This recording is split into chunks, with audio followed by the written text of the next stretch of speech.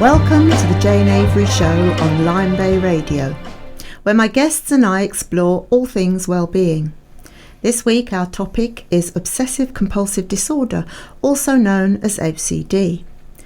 When the COVID pandemic hit, there was an increase in anxiety and obsessive compulsive behaviours across the world. For some people, these symptoms have been short-lived, for others they've continued. For these individuals, it's important they get treatment and help before long-term mental illness can set in.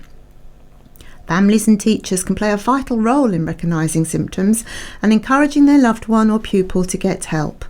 So I'm really pleased to be able to have Julie Derrick, author of Hank the Hungry Monster, on the show today. Julie wrote her beautifully illustrated children's book to help families of children who may be experiencing anxieties or the early stages of OCD.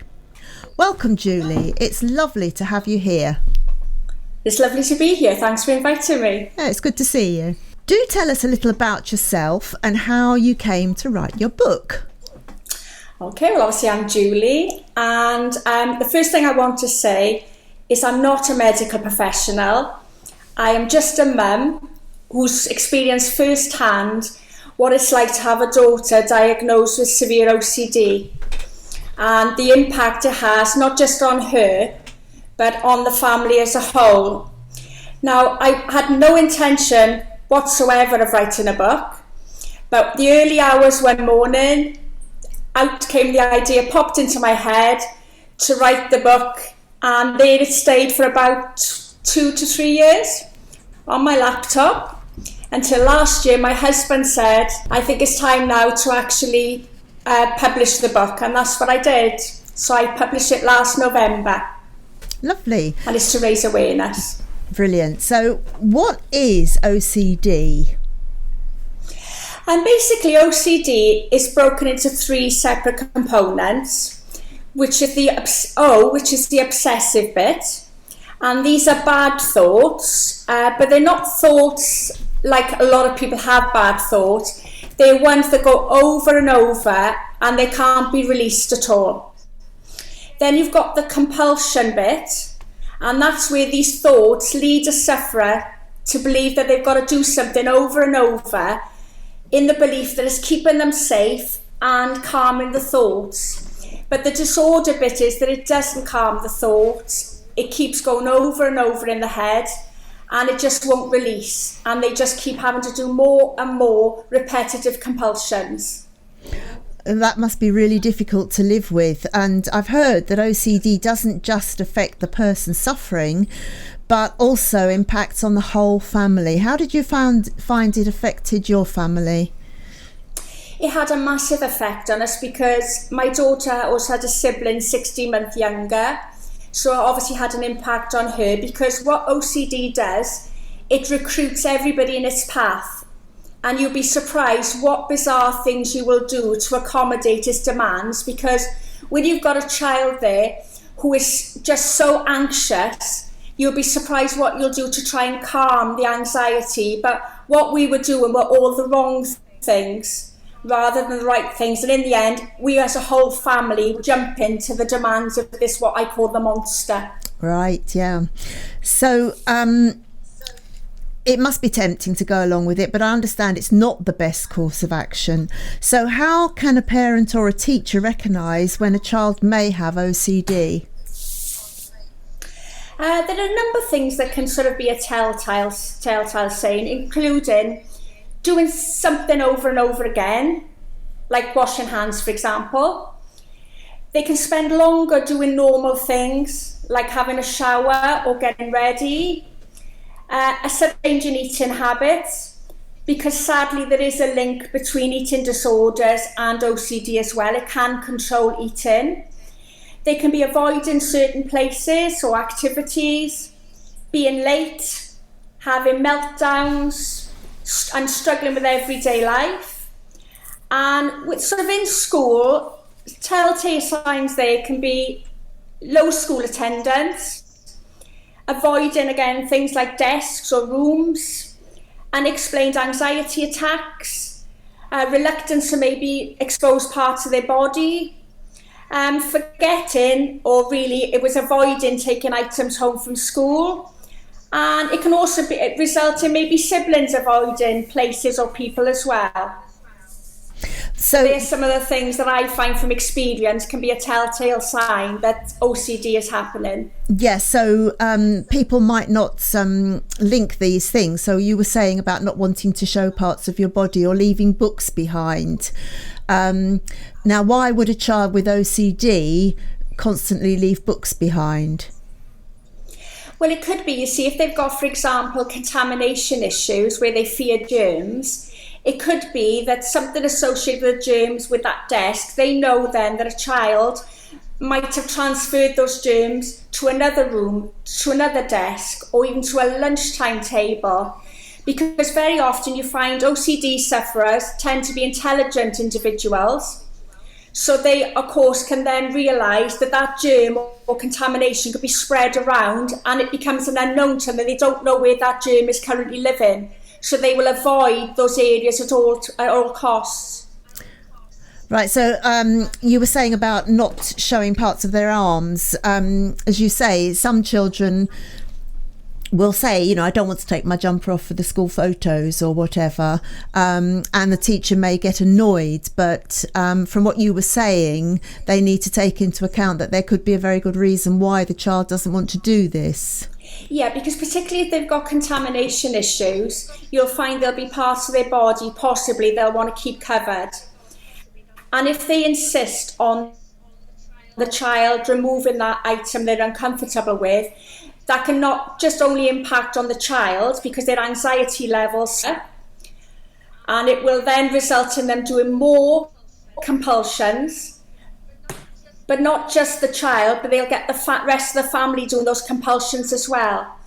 And what I would say as well is not just OCD, there could be children who are self-harming, there could be children who have eating disorders, and for them to remove that garment is extremely stressful and causes them more anxiety. That's interesting, and something a lot of people wouldn't have even thought through. Is it easy to differentiate between OCD and generalised anxiety? Yes, because it can be frustrating when people say, oh, I've got a bit of OCD, because you do not get a bit of OCD. When you've got proper OCD, it rules your life and it's very debilitating. There's no escape from it. So whereas a person with normal anxiety might do something to make them feel a bit better, they might only have to do that thing once. Whereas a person with OCD will have to repeat that action over and over again. And the child with normal anxiety will just continue with their day as normal. Whereas a child with OCD, that thought will be with them constantly and will result in them having to do that compulsion over and over. So, is there always a trigger? And if there is, what sort of life event might trigger that? From my experience, again, I'm not a medical profession, but my understanding of this is always a trigger. Common triggers can be bullying, which was the case for my daughter. It can be the current pandemic, where people are becoming so fearful, especially with the news being full of alarm stories. And it can also be something simple like just getting bad grades. It could be that a teacher's come up to them and handed them back an exam paper with a disappointed look. And it can be that that child never ever wants that favourite teacher to be disappointed again. And that could result in them then over-revising and doing something in a certain way. Yes, so a lot of these are high-achieving children and children that want to do really well all the time. Yes. So why is it then that the same type of situation can trigger OCD in one child but not in another? Do you think there's a genetic component? Yes, sadly, OCD can be genetic and it can be passed on through the family. It can also be learned behaviour, because I had certain traits of OCD, not as bad as my daughter, but now I can look back with hindsight, I probably did recruit them into an OCD mindset by asking them to check whether tongs were switched off or whether I'd switch the cooker off. And then later on in life, when their anxiety bucket sort of overspills, they then can be prone to ease those anxious thoughts through OCD actions. There is also some evidence to suggest the neurotransmitters in the brain can be responsible, whereby some children can actually be born with a chemical imbalance that could also be a factor in them developing OCD. Yeah, that's interesting. I was quite interested when you were talking about the anxiety bucket. So with this sort of child, there are certain amounts of anxiety and situations they can cope with, and then a bit like the straw that breaks the camel's back, it sends them over the top into these rituals. Yes, one advisor we saw, counsellor, they explained it. They said everybody's got an anxiety bucket, including children, and when it overflows, it can manifest in a number of ways. For some children, it'll be an eating disorder. For someone else, it might be suicidal thoughts. But in my daughter's case, it actually manifested into OCD. That was her way of calming her anxiety. Right. Now, so if a child has the early signs of OCD, we shouldn't feed the monster, as it were. No, because what I always say to people is, it's like it was likened to us as a greedy monster.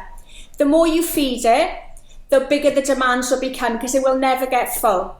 So I usually say to people to avoid doing 3 R's to feed the monster, which are: don't be recruited, don't do what it's asking you to do, don't reassure the child because it feeds off reassurance, and don't react, because when they have an OCD meltdown, you will want to react and shout up against the OCD voice. But we were always said to remember that it's actually the OCD that's shouting and not the child.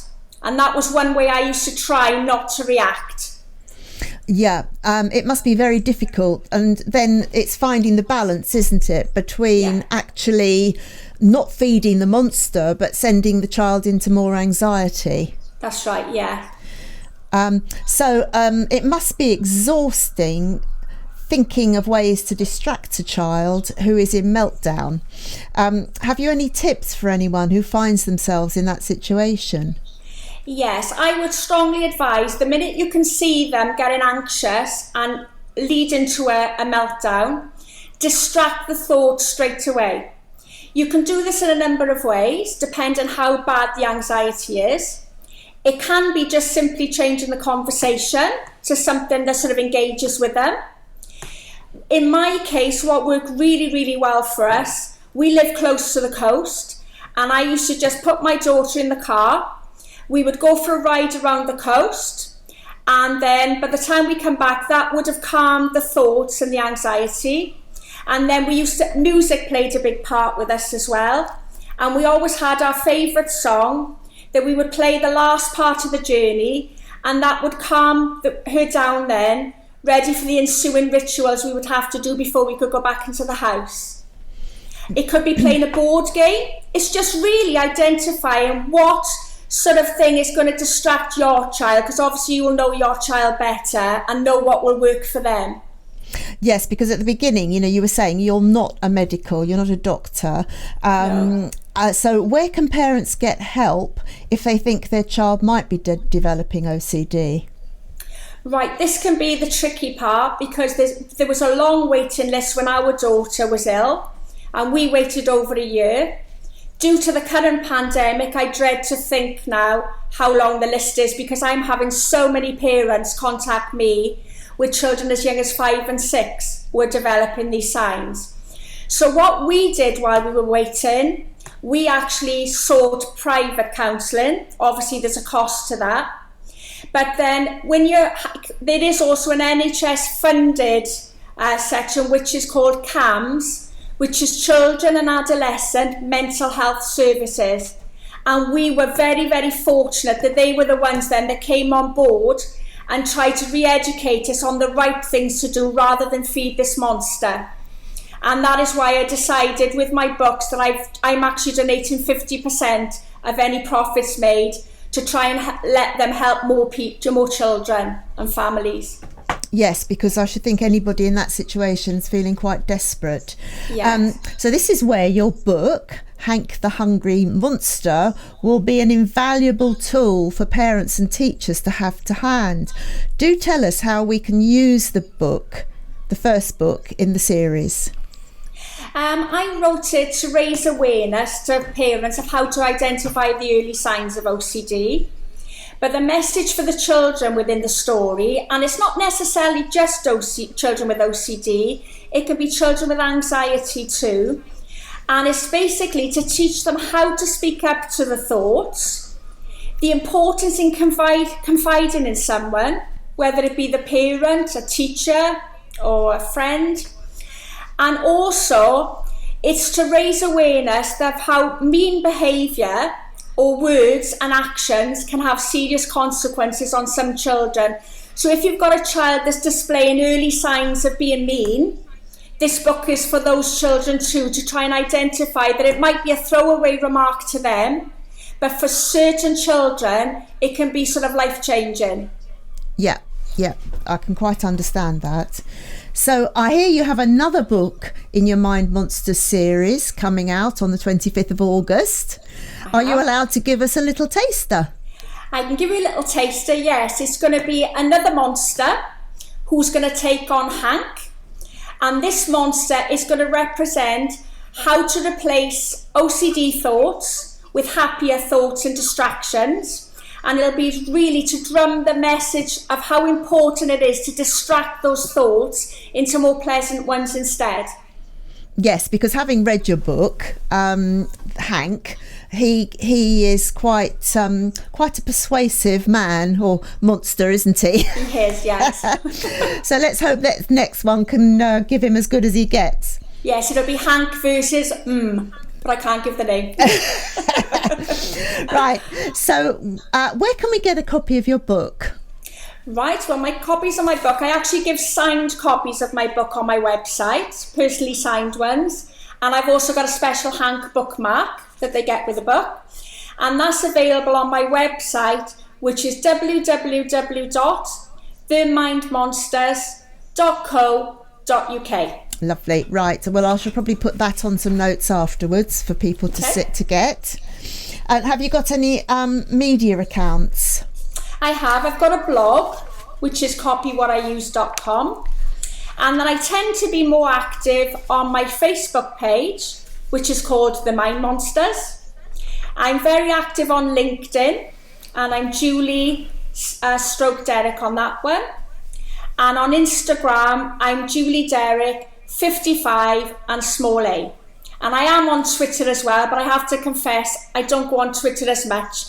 But I'm Julie Derrick 17 on Twitter. Lovely. Well, we'll put all that on the Lyme Bay Radio website so that people can, if they can't remember all that. So I've really enjoyed our conversation, Julie, and thank you so much for coming on the show and sharing your knowledge and experiences with us. And we wish you the best of luck with your next My Monster book and all the others to follow. Oh, thank you, Jayne. It's been really lovely, and hopefully we'll speak soon. I hope you found that as interesting and insightful as I did. I'll be here again next week with another guest. Until then, take care and think happy thoughts.